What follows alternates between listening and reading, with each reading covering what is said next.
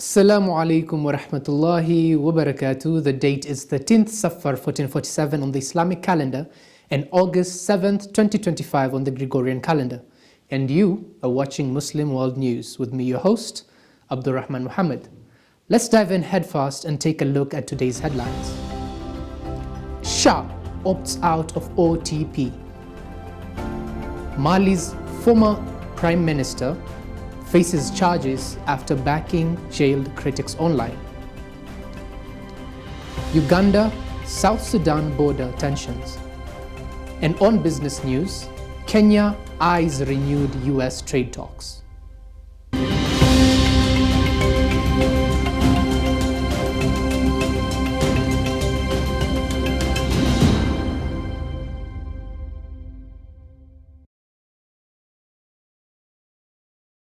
Dear viewers, on to our first story of the day. The Social Health Authority, SHA, will no longer accept one-time passwords used by healthcare providers to authorize payment.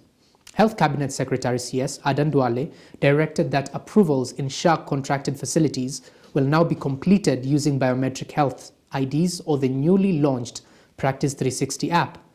This will help eliminate unauthorized sharing of the pre-authorization approval codes by doctors. All healthcare workers can now review, approve, and manage pre-authorization claims, he said, and I quote. He said that the move comes as a milestone in ensuring that quality healthcare is delivered as the ministry onboards its plan to digitize its services. This will also be accessed through the newly rolled out biometric identification and verification for all SHA beneficiaries. This innovation will secure access to health services without having physical documents. Your fingerprint will verify your identity securely and will help us eliminate fraud and misuse of the benefits and reduce paperwork, he said, and I quote. The biometric registration is now live in all levels 4, 5, and 6, with ongoing efforts to onboard level 2 and 3 hospitals. All healthcare workers will also have an opportunity to view and manage pre-authorization through Practice 360 app. According to Duale, SHA has so far registered 25 million Kenyans and contracted nearly 10,000 hospitals and healthcare facilities. Duale was speaking at the Kenyatta University Teaching, Referral and Research Hospital on Monday. Let's take a look at our neighbors, Uganda and South Sudan, where deadly clashes erupted after South Sudanese troops reportedly crossed into Uganda's West Nile region and refused to withdraw. In response, Ugandan forces intervened, leading to a firefight that left several soldiers dead. The violence is rooted in a long-standing border dispute as the boundary remains poorly defined. Rising tensions in South Sudan, including political instability and the presence of Ugandan troops in Juba, have worsened the situation. Efforts to demarcate the border are ongoing but not expected to conclude until 2027, leaving the area vulnerable to further conflict and misunderstandings between the two nations. Focusing our attention to west of Africa, in Mali, former Prime Minister Moussa Mara has been charged after posting a message on social media in support of political detainees. The post, published earlier in July on platform X, formerly Twitter, backed several critics of the country's military government who are currently behind bars. Authorities claimed the message incited public unrest and undermined the credibility of state institutions.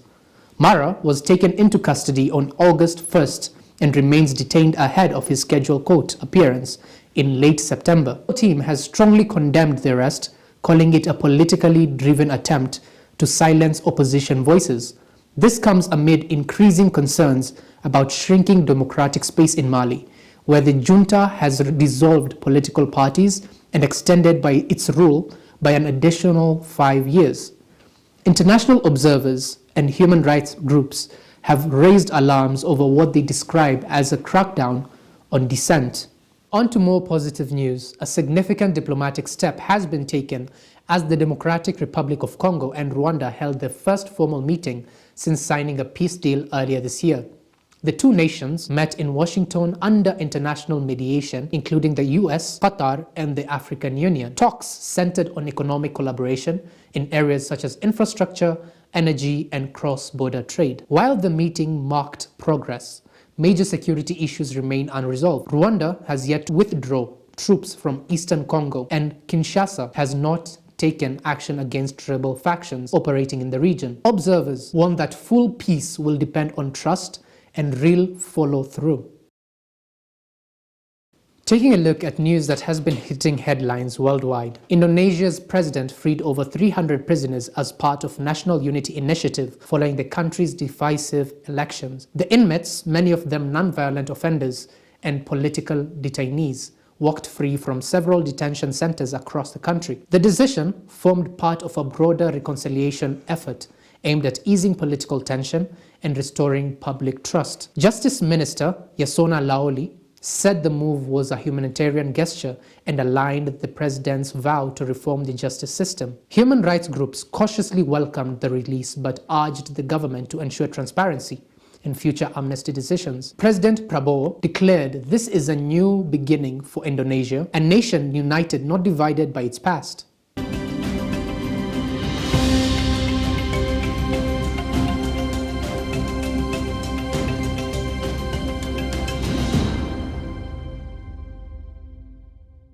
Now let's take a look at business story. Kenya is looking to revive trade negotiations with the United States as it builds on recent deals with the European Union and Asia. The talks are part of the Strategic Trade and Investment Partnership, a wide-ranging agreement that included agriculture, digital trade, labor, and climate issues. Trade officials say the deal is nearly 80% complete, but with the African Growth and Opportunity Act, known as AGOA, set to expire next year, Kenya is pushing to finalize the agreement fast. Trade Cabinet Secretary Rebecca Miano said our aim is to protect Kenya's export, remove harmful tariffs, and create more opportunities for micro SMEs and youth. Kenya is also asking the US to lift a 10% tariff introduced during the Trump administration that continues to affect Kenyan exports. Meanwhile, Kenya's new agreement with the European Union guarantees duty-free access to the EU market, a major boost for local industries. With pressure building and time running out, Kenya hopes to seal the US before AGOA expires in September next year. We'll bring you updates as the story develops. Moving away from that story, Parliament has ordered a special audit into a 3 billion shillings deal between the National Oil Corporation of Kenya and Rubis Energy. Lawmakers on the Public Investment Committee on Commercial Affairs and Energy says the partnership lacks transparency and could put taxpayers' money at risk. Committee Chair David Posing said NOC is technically insolvent with debts totaling over 7.4 billion shillings.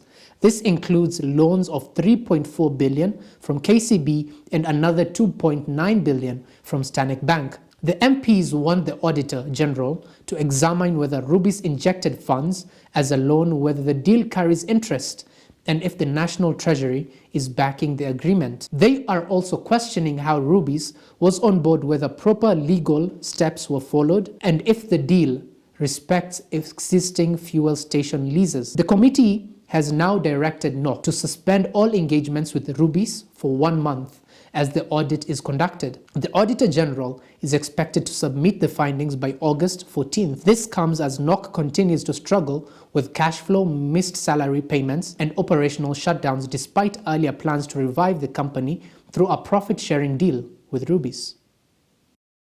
Moving on from that story, the International Monetary Fund has slightly raised its global growth forecast for 2025 but warns that the outlook remains vulnerable to rising trade tensions.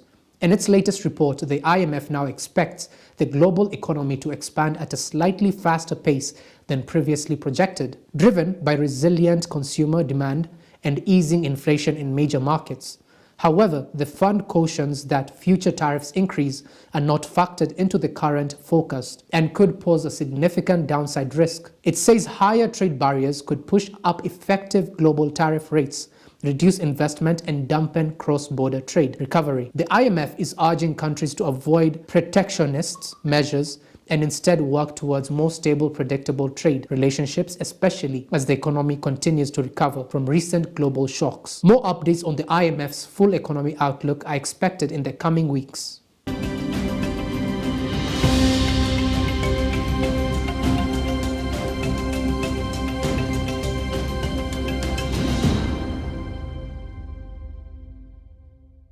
We take a moment today to reflect on a chapter etched deeply into Kenya's history, a tragedy that once shook the nation and left lasting scars. As we honor the memories of the victims and the strength of the survivors, Musa Muli informs us more on today's Remembrance Anniversary.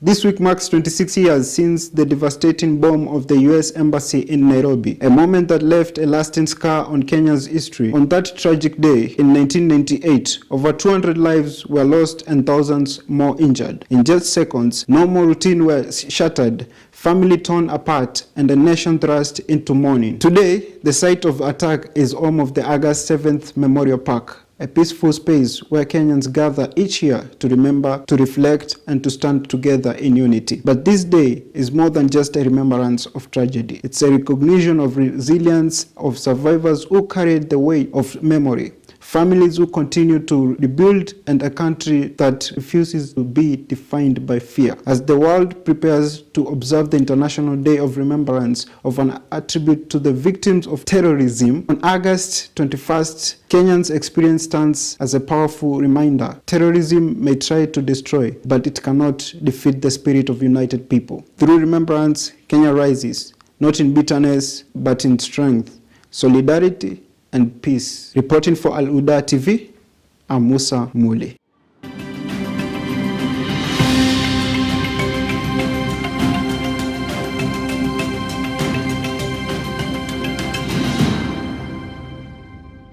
On to our first sports story. Chaos erupted at the Moi International Sports Centre, Kasarani, on Sunday afternoon after hundreds of fans forced their way into the stadium shortly before Kenya's highly anticipated CHAN 2024 clash against DR Congo. Despite heavy police presence and pre-announced security protocols, crowd overwhelmed security personnel and breached metal barricades, prompting concern over crowd control and ticketing arrangements. Many supporters had queued for hours only to be turned away, leading to frustrations that boiled over minutes before kickoff. Several fans accused the event organizers of poor planning and alleged favoritism in ticket distribution. Authorities had earlier advised fans to secure the tickets in advance, noting that entry would only be granted to those with valid passes. Instruments like vuvuzelas and whistles were also banned to ensure order inside the stadium. In response to the growing crowd, security officers closed surrounding access roads, including sections of the Thika Superhighway and adjacent service lanes. The Kenya Red Cross had deployed personnel around the venue to assist with emergency services, first aid, and crowd tracing in the event of a stampede or separation. Although the match proceeded as scheduled, the incident highlighted the urgent need for better event coordination and fan management as Kenya continues to host major continental fixtures. Still on sports news, Kenya's Harambe Stars opened the CHAN 2024 journey with a crucial victory as the tournament hits up this week with more group stage battles on the horizon. In their first match, Kenya edged out DR Congo 1-0 at the Moi International Sports Centre thanks to a dramatic late goal by Austin Odhiambo. That result puts the team in a strong position at the top of Group A. Attention now turns to Thursday, August 7th, when Kenya will go head-to-head with Angola in their second match of the group. The clash is set to kick off at 5 p.m. in Nairobi. The third and final group match will come on Sunday, August 10th against tournament favorite Morocco.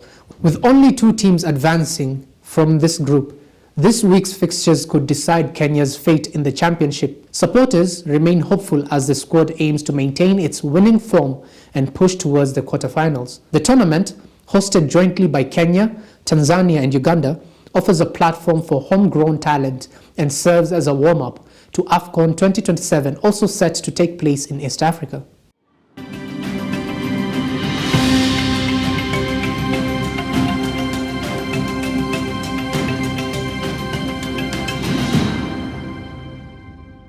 And finally, for a major invitation, Al Huda TV, Masjid Al Huda, and Mafaza organization are set to host their annual youth seminar on the 11th, 12th, and 13th of this month.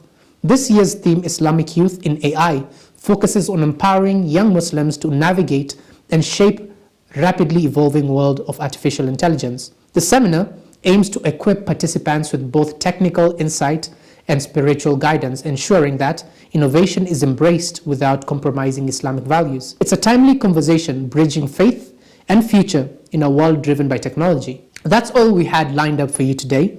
And before we wrap up, here's a thought worth scrolling for.